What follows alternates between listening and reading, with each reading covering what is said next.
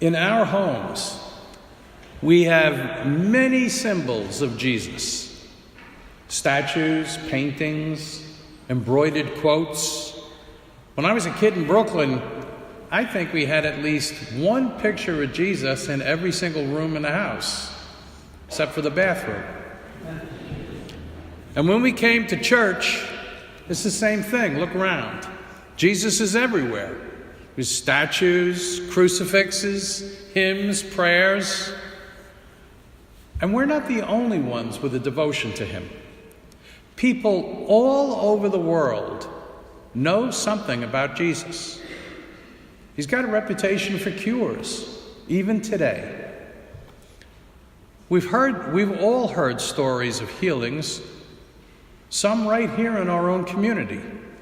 Many of us know someone who told us that they prayed to Jesus and they got well. Jesus also gets good press for saying wise things. Stories about him show his care for the needy and the outcast. And we have so many reminders of Jesus everywhere we look. And all these constant references, it sounds like a good thing, doesn't it? That the one who is sent from God and was God in the flesh is so much a part of our lives, so present in our daily ways, so important to us. But the opposite can also be true. There is a way in which, because he is everywhere, he can also be nowhere. Familiarity can breed indifference. We can wind up taking him for granted. He can be so present that he just fits nice and comfortably into the background of our lives. He's there, he's here, he's everywhere. Kind of like the news on television each evening, or the washer and dryer, or the car in the parking lot, or wallpaper. So we can say, like the people in his native place, oh yeah, we know Jesus. He's one of ours. He's been around for years. We admit that there are many other things in our minds every waking moment that may have moved Jesus down on the priority list.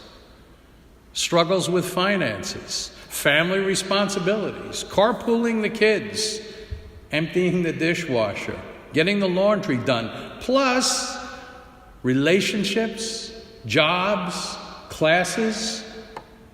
There is a danger then that Jesus may be here in his native place, and maybe we'll wind up missing him because he is so familiar, so much a part of our furnishings, and we have so much on our plates. So you see, today's gospel is really parallel to our lives, and perhaps we can open our eyes to what we're missing. Jesus returns to a place where the people are very familiar to him. They know his mother and his family. Jesus was part of their daily scene, somebody they talked to every day. The people knew Jesus' trade. He was the local carpenter and handyman, maybe even repaired somebody's roof in the town, or made a chair for their homes, or fixed something around their house. They also knew of his reputation, because by then he had done mighty deeds. And he had this great wisdom, or so they heard. And the people who heard Jesus, they probably even liked him. But they weren't willing to take that next important step. Beyond familiarity, beyond knowing learned facts about him, they weren't willing to believe that beyond his most ordinary appearance and his, up until then, most ordinary life, they missed that God was standing right in front of them. ready to do more powerful deeds for them, willing to share all of his wisdom with them. What a difference that could have made for them. Maybe they would have packed up and followed him, or maybe they would have stayed right there, but their lives would have been profoundly changed. They would have looked at one another in a different way. They would have looked at each other as a God-loved people. They would have treated each other the same way that Jesus treated people.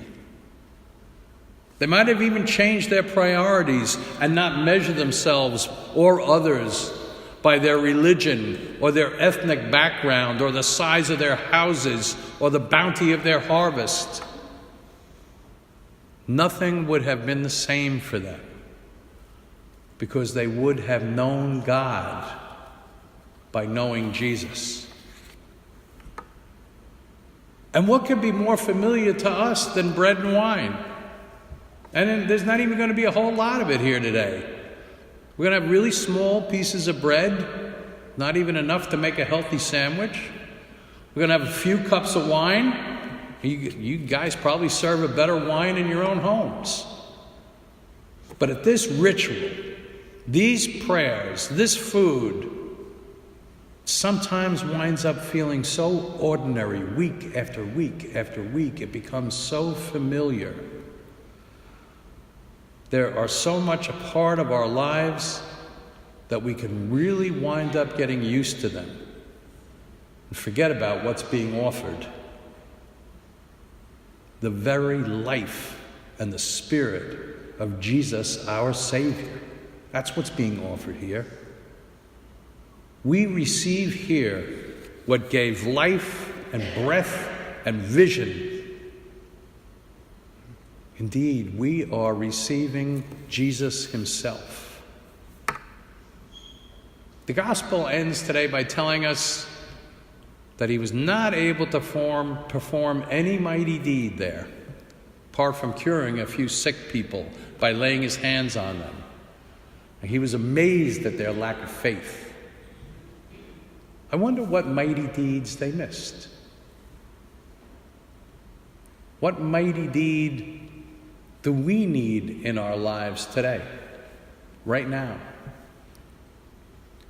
Maybe when we receive Jesus today, we should ask from our faith for the next mighty thing that he can do for us. And ponder this morning, what could it be? A more lively faith, a resolution of some conflict, better listening skills, less anxiety about the future.